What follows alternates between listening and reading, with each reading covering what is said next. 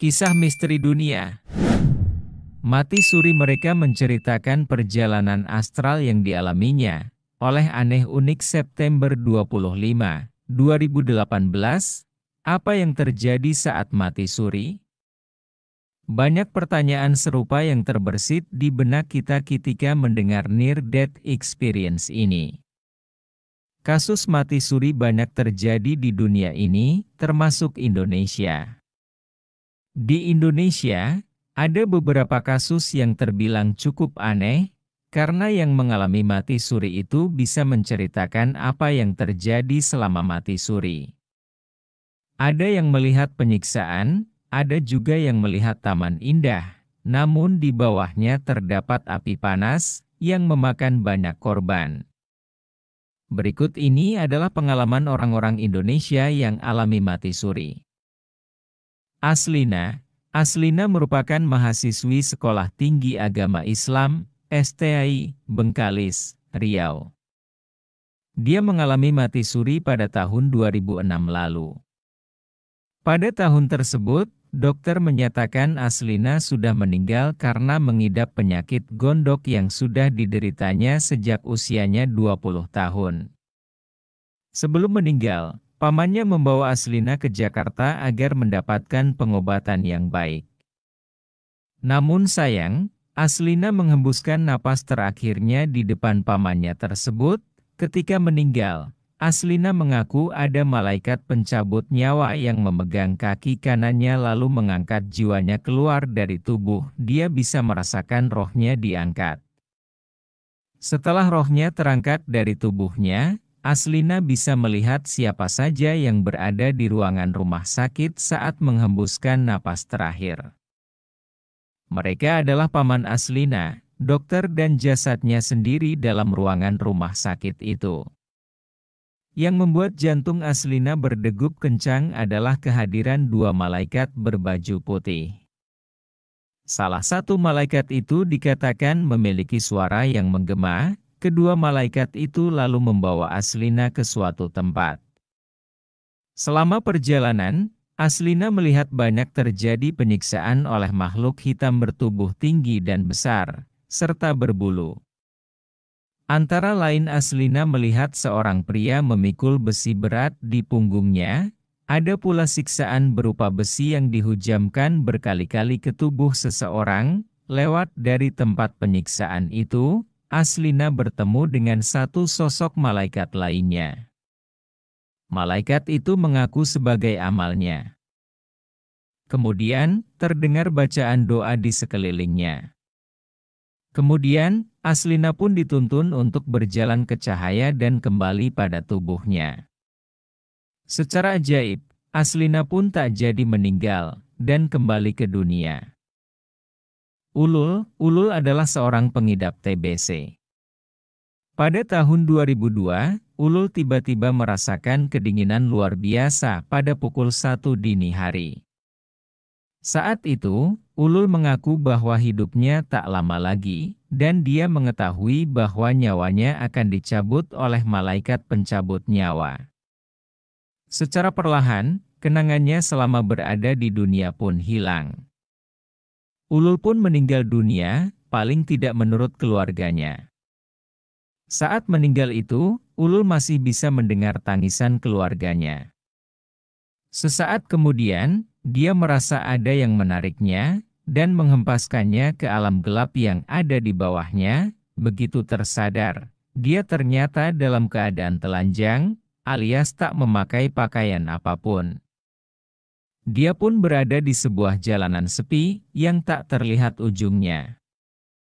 Masih belum selesai dia bertanya-tanya mengenai di mana dan apa yang terjadi sebenarnya, sebuah cahaya lalu mendekatinya dengan kecepatan tinggi. Cahaya itu seperti menyedotnya, dan dia pun kembali tak sadar. Begitu sadar, dia dihadapkan pada tiga sosok yang dianggapnya sebagai monster berwajah buruk. Ketiga sosok tersebut lalu menghampiri Ulul dan mulai menyiksanya. Sebagaimana orang disiksa, pastinya akan meminta ampun untuk segera dihentikan siksaannya. Namun kata-katanya tak digubris ketiga sosok tersebut dan mereka terus menyiksanya. Ketika tubuhnya mulai tak berdaya, dia melihat sosok ibunya dari kejauhan. Ibunya itu hanya memandangnya. Ulul pun berusaha meminta tolong pada ibunya itu. Namun tak bisa. Yang keluar dari mulutnya hanyalah meminta ampun. Setelah meminta ampun pada ibunya, ketiga sosok itu pun hilang. Setelah itu, dia merangkak ke arah ibunya, dan dia seperti disentuh oleh ibunya. Sentuhan itu menurut Ulul membuatnya merasa aman, dan siksaan yang tadinya dilakukan padanya serasa menghilang. Tak lama, ibunya menghilang, dan dia pun terjatuh ke dalam lembah yang tak berujung. Dia pun mendarat di dataran yang empuk, dan dia pun tersadar kembali. Ulul membuka matanya, dan melihat keluarganya yang menangisi kepergiannya. Bedanya, Ulul masih hidup. Samiran adalah pemuda yang baru saja lulus SMA, dan tinggal di Madiun. Setelah lulus, Samiran ternyata menderita sakit, dan sakitnya itu terus diidapnya selama berbulan-bulan tanpa pernah sekalipun sembuh. Keluarga pun memutuskan untuk membawa Samiran pulang karena biaya rumah sakit yang mahal dan mereka tak sanggup untuk membayarnya. Karena tak memiliki peralatan seperti di rumah sakit, kondisi Samiran pun memburuk dari hari ke hari. Sampai pada suatu ketika, Samiran sampai pada penghujung hidupnya. Keluarga Samiran bersaksi bahwa Samiran tak lagi bernapas, kemudian, Samiran pun merasa terangkat dan sadar. Saat itulah, dia melihat dirinya sendiri, yang sudah menjadi jasad. Dia juga melihat keluarganya yang menangisi kepergiannya untuk selama-lamanya. Tak lama, dia melihat tangga, dan mulai menaikinya.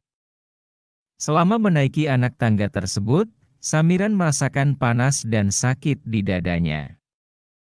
Sampai di ujung tangga, Samiran pun melihat dua sosok hitam, yang kemudian membawanya ke ruang siksaan. Di situ, dia disiksa dengan pentungan besi sampai seluruh badannya retak. Setelah badannya retak, secara ajaib tubuhnya disembuhkan kembali. Namun, penyiksaan kembali dilakukan. Siksaan tersebut dialami Samiran sebanyak 3 kali, tak lama, ada dua sosok lain menghampirinya. Kali ini, yang menghampirinya itu berbaju putih terang. Dia pun diajak untuk ke sebuah puncak bukit. Suasana bukit itu 180 derajat dibandingkan sebelumnya, karena memiliki pohon rindang, nyaman, dan sejuk hawanya. Setelah berada di puncak bukit, Samiran merasa ada yang memanggilnya. Tak lama, cahaya yang sangat terang muncul dan menyilaukan matanya. Samiran pun refleks menutup matanya. Begitu membuka matanya, Samiran sudah berada di kamarnya, dan dia pun kembali sehat. Wati adalah seorang karyawati perusahaan swasta. Pada tahun 2002, Wati mengalami sakit kepala yang luar biasa, dan dia pun pingsan di kantornya. Begitu dibawa ke rumah sakit, dokter mengatakan bahwa klep jantung Wati bocor. Otak kanannya pun mengalami pendarahan tak lama setelah itu. Dokter pun memutuskan untuk melakukan operasi. Sayangnya, begitu operasi sedang berlangsung, Wati pun menghembuskan napas terakhirnya. Wati pun merasa jiwanya terlepas dari raganya. Jiwa Wati pun berjalan di sebuah lorong gelap, sampai ada sosok putih menjemputnya, dan dia pun diajak ke sebuah taman yang indah. Meski indah, ternyata di balik taman itu terdapat sesuatu yang mengerikan. Wati mendengar teriakan yang berasal dari tepi taman itu. Ternyata, di bawah taman itu, Wati melihat banyak manusia terbakar api. Mereka saling memanjat untuk lepas dari api. Sebelum melihat lebih jauh lagi, sosok putih tersebut mengatakan Wati tak boleh berada di tepi itu. Setelah itu, Wati melihat ada sosok dari kejauhan. Sosok itu pun menghampiri Wati. Bersamaan dengan sampainya sosok tersebut, Wati mendengar banyak doa-doa dari suara yang pernah dia kenal. Di antara suara doa itu, suara yang paling kencang adalah suara ibunya sendiri. Dari situ, sosok yang datang itu membawanya pergi dari taman itu dan kembali memasuki lorong gelap. Tak lama, Wati pun tersadar setelah antara koma dan tak bernyawa selama beberapa jam. Agus mengalami sakit parah ketika dirinya duduk di bangku SMP. Selama sakit, Agus mengalami kedinginan yang luar biasa. Tubuhnya menggigil, sampai akhirnya tak sadarkan diri. Ketika matanya terbuka, dia melihat ada orang-orang dengan wajah menyeramkan yang menahannya. Wajah-wajah tersebut terlihat rusak, ada yang tertawa dengan kondisi wajah yang tak wajar. Tak lama, dia pun seperti terjatuh ke tanah dan kembali tak sadarkan diri. Setelah sadar, Agus bergegas untuk berlari menuju cahaya yang ada di ujung ruangan. Selama berlari menuju cahaya itu, Agus merasa jalanannya makin menanjak, ditambah lagi banyak ular kobra mengejarnya. Setelah lepas dari kejaran ular kobra, Agus merasa seperti diangkat dan berada di sebuah ruangan lain lagi. Dia pun melihat ada 10 orang di dalam ruangan itu, yang mana mereka dalam kondisi terikat dan tubuh mereka memperlihatkan bahwa mereka telah disiksa. Agus jelas merasa ketakutan. Ketakutannya itu makin menjadi setelah melihat sosok besar datang dengan membawa alat penyiksa seperti besi atau pisau. Orang yang berada di sebelahnya pun disiksa, seperti dicambuk, ditusuk, bahkan dikuliti. Ajaibnya, Agus terlepas dari ikatannya dan melarikan diri dari sana. Dia menyusuri sebuah sungai dengan ujung yang terang. Di ujung sungai tersebut, pandangan Agus jadi kabur, dan begitu tersadar, Agus sudah berada di ruangannya lagi. Rupanya Agus telah mati suri selama 10 jam. Keluarga pun ternyata sudah mengikhlaskan kepergian Agus. Namun ternyata Agus kembali pada keluarganya. Itulah kisah orang Indonesia yang pernah mengalami mati suri. Apakah kalian juga pernah mengalami mati suri dan memiliki pengalaman yang sama dengan orang-orang di atas? Sumber: https://www.itimes.com